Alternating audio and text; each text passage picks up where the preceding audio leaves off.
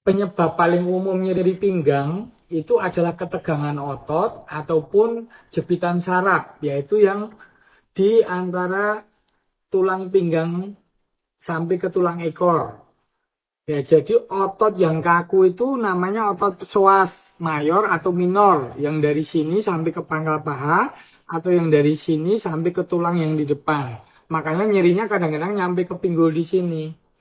Tapi bisa juga karena jepitan saraf. Ya, jadi saraf yang keluar dari ruas tulang pinggang ini sering kejepit oleh bantalan sendi ini.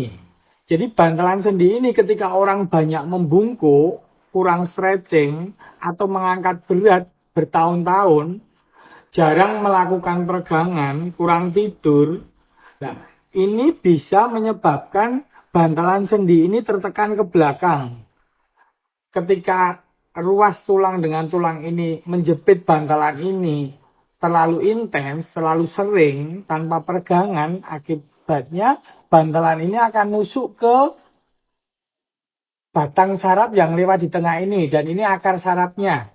Nah, jepitan itu menyebabkan nyeri yang ke anggota tubuh bagian bawah, dari ruas ini ke bawah.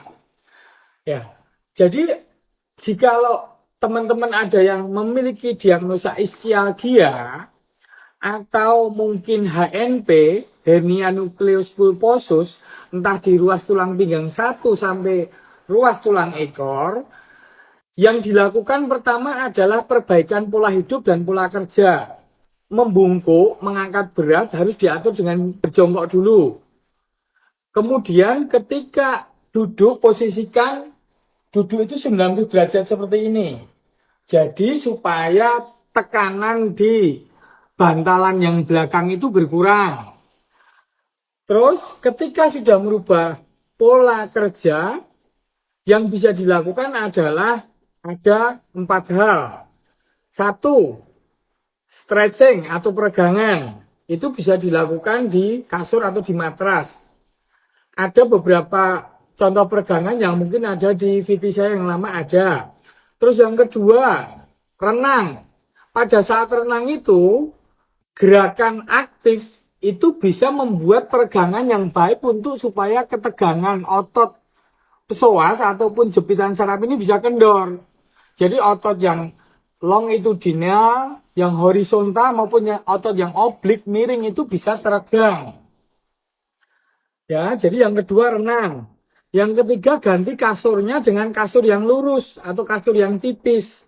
Karena ketika kasurnya terlalu empuk, tegangan di sini nggak membaik.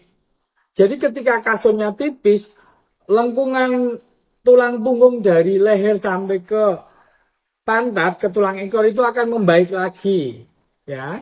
Terus keempat, itu lakukan fisioterapi.